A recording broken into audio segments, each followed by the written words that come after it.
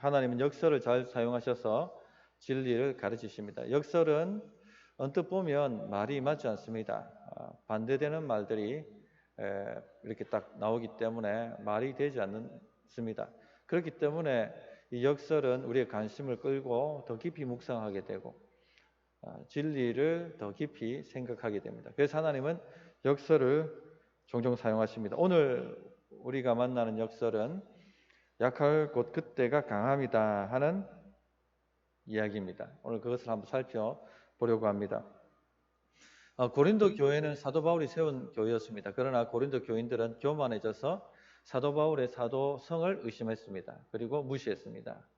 왜냐하면 사도 바울의 약함 때문에 사도 바울을 무시한 것이죠. 그래서 이 고린도 교인들을 향해서 약할 곧 그때가 강함이다 하는 이 역설을 사도 바울이 가르쳐주고 있는 것입니다.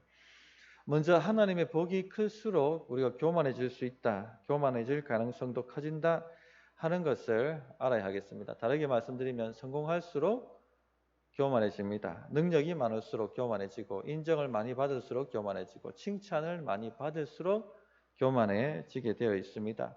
그래서 우리 성도님들이 늘 주의하셔야 됩니다. 오늘 7절 말씀 보시면 여러 계시를 받은 것이 지극히 크므로 너무 자만하지 않게 하시려고 내 육체의 가시 곧 사탄의 사자를 주셨으니 이는 나를 쳐서 너무 자만하지 않게 하려 하십니다. 이렇게 말씀하셨죠. 바울은 하나님께 크게 쓰임받은 종이었습니다. 세상적으로도 학식으로도 그런 굉장히 실력 있는, 능력 있는 사람이었습니다. 그러나 예수님 만나고 난 이후에는 영적인 능력을 또 탁월하게 크게 받았죠. 그러니까 세상적으로든지 영적으로든지 사도 바울은 엄청난 능력을 받은 사람입니다. 심지어 그를 통해서 그의 앞치마를 덮었음에도 불구하고 귀신들이 떠나고 병자가 고침받는 역사들이 에베소에서 있었다 하는 것을 우리가 잘 알고 있습니다. 한 번은 배를 타고 가다가 파선에서 어떤 섬에 들어갔는데 모닥불을 이렇게 피우다가 그 모닥불 안에 있던 뱀이 나와서 사도 바울의 손을 뭅니다. 그러나 사도 바울은 그 뱀의 독에 전혀 영향을 받지 않죠. 오히려 그 뱀을 흔들어서 모닥불에 던져버리지 않습니까? 이 모습을 보고 그 섬 원주민들이 신이 강림했다, 그렇게 와가지고 사도 바울을 예비하려고 할 정도로, 그 정도로 어마어마한 영적 능력을 가진 사람이었습니다. 그런데 이 사도 바울의 영적 능력은 이 정도가 아니라 그가 받은 계시 때문에 더 위대하게 여겨지죠. 신약 성경의 많은 부분들을 사도 바울이 적었습니다. 뿐만 아니라 그런 3층 천에 올라가서 이루 말할 수 없는 하나님의 영광을 보고 내려온 사람입니다. 엄청난 계시를 경험한 사람이죠. 이 정도 능력이면 교만해질 수밖에 없습니다. 이 정도 능력을 가졌으면 아무리 겸손하려고 해도 겸손하기가 쉽지가 않습니다. 그래서 하나님께서는요, 교만해지지 않도록 육체에 가시를 주셨다, 이렇게 말씀을 하고 있죠. 하나님께서 바울이 교만해지지 않도록 미리 손을 쓰신 것입니다. 그래서 이런 말씀을 통해서 우리가 깨달을 수 있는 것은 미래에 지을 죄를 예방하기 위해서 주님께서 육체의 가시를 주실 수 있다는 겁니다. 미리 하나님께서 손을 쓰신 거죠. 간혹 우리는 이해되지 않는 고난이나 고통을 당할 때가 있습니다. 왜 나에게 이런 고난이 올까? 왜 하나님 나를 낮추시고 또 낮추실까? 그런 고민들에 빠지곤 합니다. 왜 그것을 허락하실까? 미래에 우리가 지을 죄를 예방하시기 위해서 주신 것일 수 있다 하는 것입니다. 미래에 지을 우리의 죄, 교만해지지 않도록 하기 위해서 하나님께서 그런 낮추시는 고통, 고난을 우리에게 주실 수가 있습니다. 사도 바울은 성령 충만하고 그래도 겸손한 사람이었습니다만 하나님께 크게 쓰임받고 또 하나님의 복을 크게 받으면 사람은 거기서 거기입니다. 교만해질 수밖에 없습니다. 그래서 우리가 어느 정도 잘 되면, 어느 정도 성공하면, 어느 정도 능력이 있으면, 칭찬과 인정을 받으면 다 이런 교만이 올라오게 되어 있습니다. 하나님께 쓰임받으면 받을수록 이런 것들이 올라오게 되어 있습니다. 난 저들과 달라, 나는 특별해, 이런 마음이 온다는 것이죠. 처음에는 아주 겸손합니다. 겸손함으로 시작합니다. 그러나 조금만 하나님이 사용하시고 좀 성공하고 나면 괴물이죠, 또 괴물이. 성경을 봐도 이런 이야기는 엄청나게 많이 나옵니다. 사울 왕 같은 경우도 처음에 그가 왕의 부름을 받았을 때 굉장히 겸손했죠. 술에 숨었습니다. 나는 지금 이를 감당할 만한 지파 사람도 아니고 우리 아버지는 그와 같은 가문도 아니고 나도 또한 그와 같은 일을 감당할 만한 사람이 아니다 하고 뺐습니다. 다른 사람 시키라고. 굉장히 겸손했죠. 그러나 블레셋 대군을 물리치고 난 다음에 사람들이 사울왕 환호하고 인정하자 어떻게 되죠? 교만이 올라옵니다. 주의 말씀을 어길 만큼, 주의 말씀을 무시할 만큼 교만해져 버리고 맙니다. 다윗 왕도 마찬가지죠. 다윗 왕도 얼마나 고난받은 사람입니까? 얼마나 주님 낮추시는 경험을 한 사람입니까? 그런 경험을 하고 그런 훈련을 받았음에도 불구하고 통일왕국 이스라엘의 왕이 되었을 때 스물스물 교만이 올라오죠. 나단 선지자를 통해서 하나님이 부드럽게 책망하시지 않습니까? 네가 나를 위해서 집을 지어주겠다고? 내가 내 집을 지어주겠다 하고 하나님께서 부드럽게 책망하신 것. 사무엘하 설교하면서 아마 다 들어서 아실 것입니다. 조금만 뭔가 일어나면 교만해집니다. 우시아 왕도 한 예가 될 수 있죠. 16세 때 왕이 올랐습니다. 그는 하나님을 찾는 신실한 왕이었습니다. 몇 안 되는, 유다의 몇 안 되는 참 영적으로 깨어있는 왕이었죠. 하나님께서 우시아와 함께 하시고 그를 강하게 만들어 주셨습니다. 그의 이름, 그의 명성이 애굽에까지 다다랐다 할 만큼 아주 유다를 강성하게 만들었던 위대한 왕이었습니다. 그러나 어떻게 되죠? 교만해지죠. 그래서 역대하 26장 16절에 보면 그가 강성하여짐에 그의 마음이 교만하여 악을 행하여 그의 하나님 여호와께 범죄하되 곧 여호와의 성전에 들어가서 향단에 분향하려 한지라. 이 제사장들이 말렸습니다.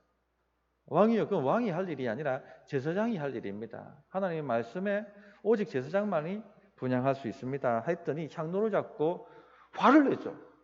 내가 왕인데 내가 하겠다는데 무슨 상관이야? 그 순간 어떤 일이 일어납니까? 이마에 문둥병이 발합니다.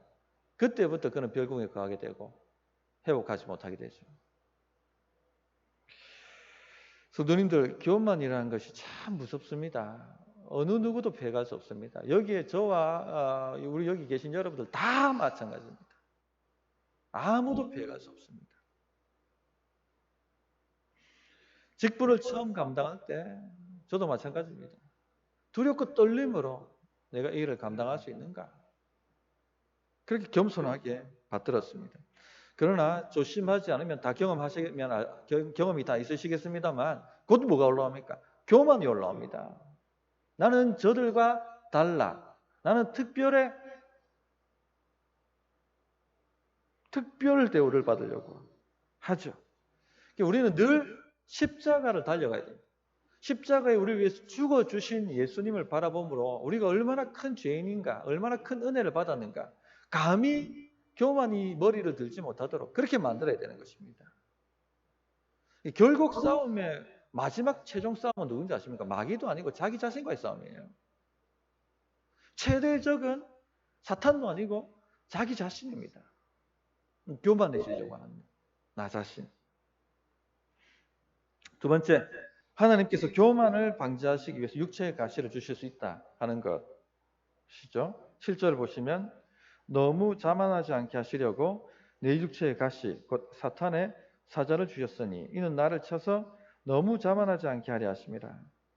육체의 가시 사탄의 사자라고 표현했습니다. 얼마나 고통스러웠으면 이렇게 표현을 했겠습니까? 어떤 학자는 뭐였을까 이렇게 추측을 하는데 안질이었을 거다. 안질. 사도 바울은 안질이었을 거다.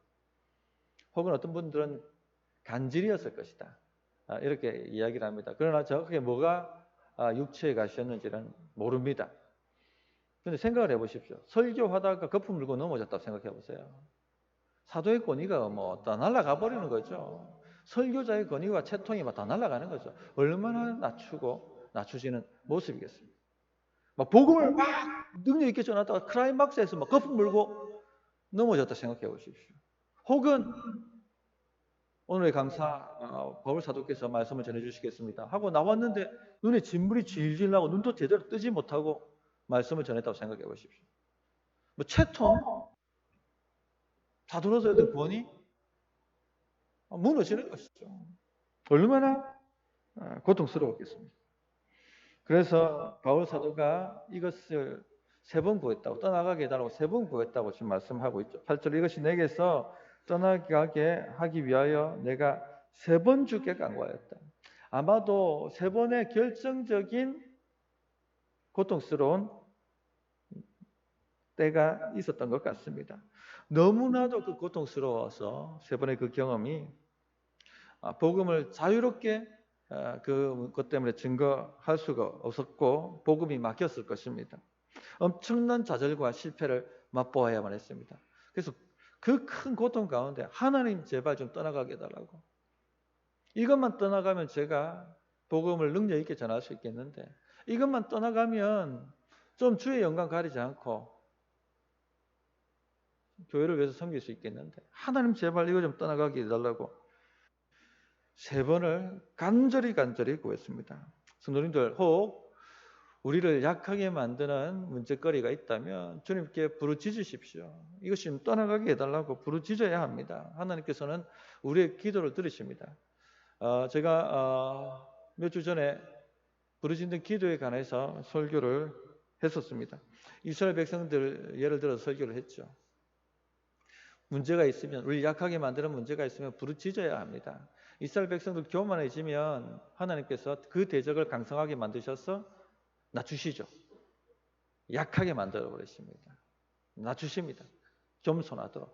그러면 그들은 회개하고 주님 이 고통이 떠나가게 해달라고, 이 약함이 떠나가게 해달라고 부르짖습니다. 그러면 하나님께서 들으시고 사사를 보내셔서 그들을 그 고난 가운데 건져 주시죠. 그래서 우리는 우리를 괴롭히는 문제, 우리를 약하게 만드는 문제, 우리를 낮추는 문제를 경험할 때 하나님께 도와달라고 부르짖어야 됩니다. 자, 그런데 응답이 안 될 때가 있다는 얘기입니다. 왜냐하면 그 더 큰 차원이 있기 때문에 그렇습니다. 오늘 말씀에 비추어 본다면 현재를 위한 것이 아니라 미래를 위해서 하나님께서 응답을 안 하실 때가 있습니다. 왜? 미래에 가만 놔두면 교만해질 것이 뻔하기 때문에. 그래서 자고하지 않도록 하나님께서 응답을 안 하십니다. 그 육체의 가시를 그대로 내버려 두시고 사탄의 공격을 그대로 내버려 두시는 것이죠. 그래 해야지 교만하지 않아서 주님 손에 붙들려 쓰임받을 수 있고 또 주님이 주시는 사명과 복을 감당할 수 있기 때문에 하나님께서 쓰시기 위해서 그렇게 육체의 가시를 주신다는 것입니다. 사도 바울은 부르짖고 부르짖었습니다. 하나님 제발 이것이 제게 좀 떠나가게 해주십시오. 주님 영광 가리기를 원치 않습니다. 당연히 응답하시리라 믿었습니다. 왜? 그의 기도에 수많은 병자들이 고침을 받았기 때문에 당연히 하나님께서 자신의 이 육체의 가시 문제를 해결해 주실 것이라고 믿었죠. 그러나 주님의 생각은 달랐습니다. 9절을 보십시오. 나에게 이르시기를 내 은혜가 내게 족하도다. 이는 내 능력이 약한 데서 온전하여짐이라 하신지라. 하나님께서는요, 바울의 기도를 바울의 뜻대로 응답하시지 않으셨습니다. 하나님의 뜻은 바울이 육체의 가시를 그대로 가지고 살아가고 사역하는 것이었습니다. 성도님들, 하나님께서 뜻대로 우리 기도를 응답하시지 않는 이유가 바로 이것이라고 생각됩니다. 자고하지 않도록, 겸손하도록, 당장 문제를 해결해 주실지 않을 때가 있습니다. 낮추어진 상태 그대로 가도록 그렇게 낮추실 때가 있습니다. 겸손하게 만드십니다.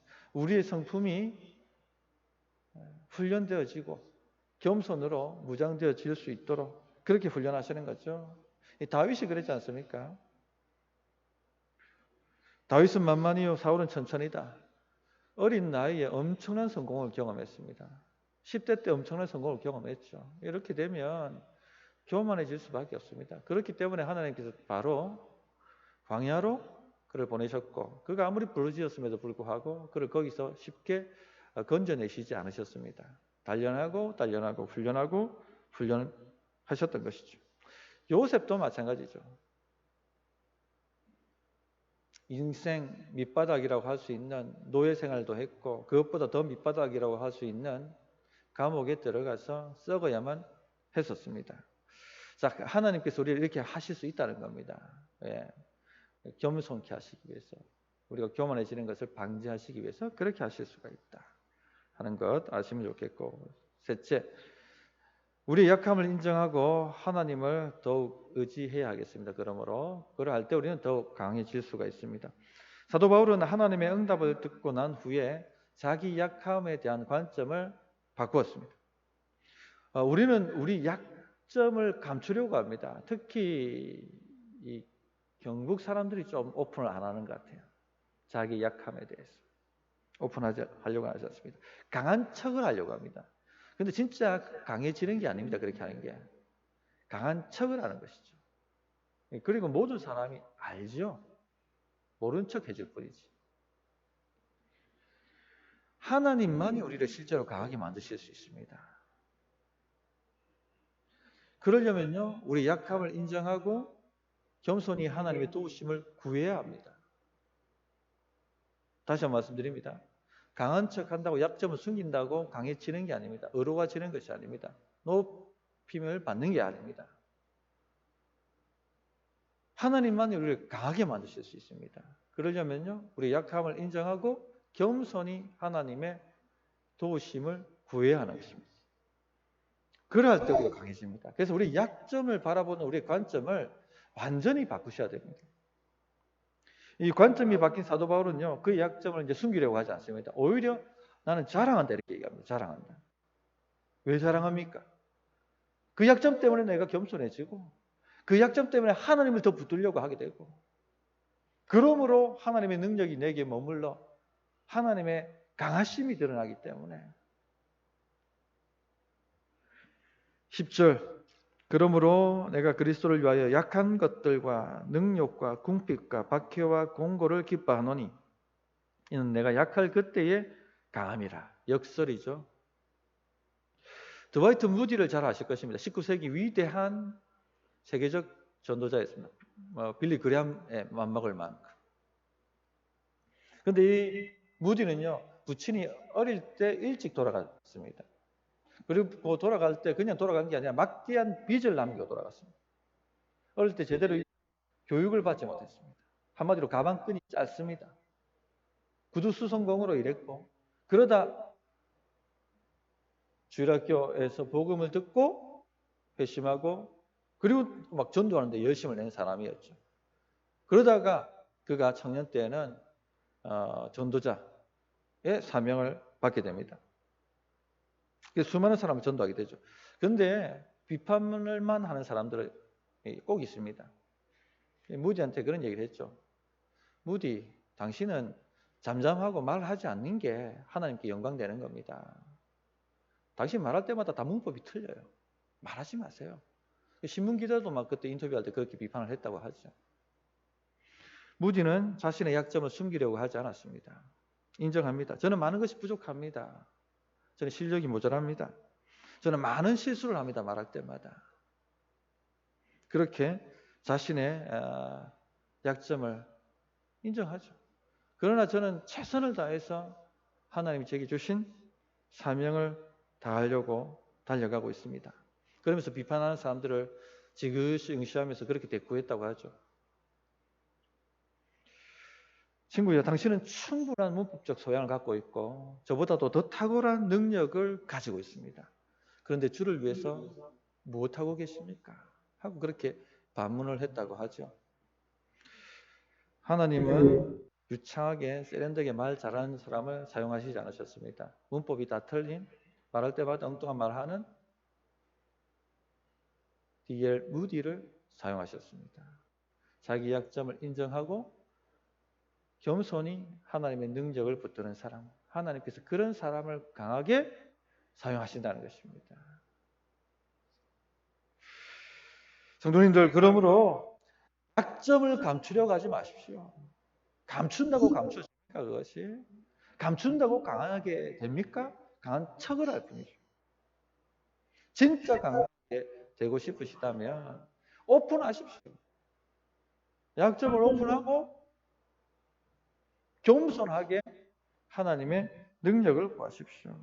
예, 집사님, 그게 제 약점입니다. 제가 부족합니다. 좀 도와주십시오.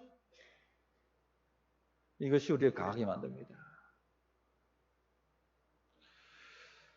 하나님께서 우리 약함을 강하게 만드시도록 좀 오픈하시고 기도도 부탁하시고 그렇게 하셨으면 좋겠습니다.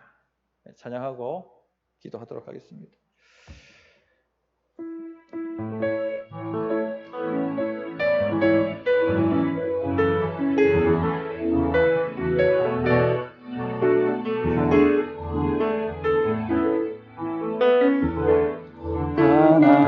하나님의 사랑을 사모하자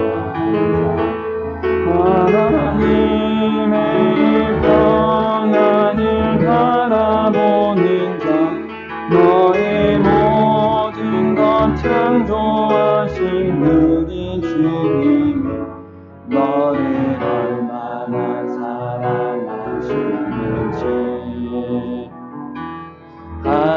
하나님께 찬양과 경배하자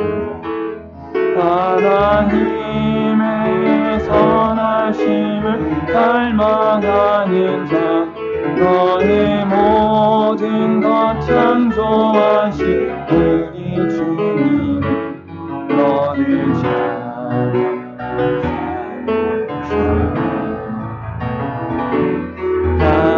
하나님 사랑의 눈으로 너를 어릴 때나 바라보시고 하나님인 자야 비로소 언제나 너에게 기울이시니 어두움에 밝은 빛을 비춰주시고 너의 작은 신음에도 응답하시니 너를 어느 곳에 있든지 주는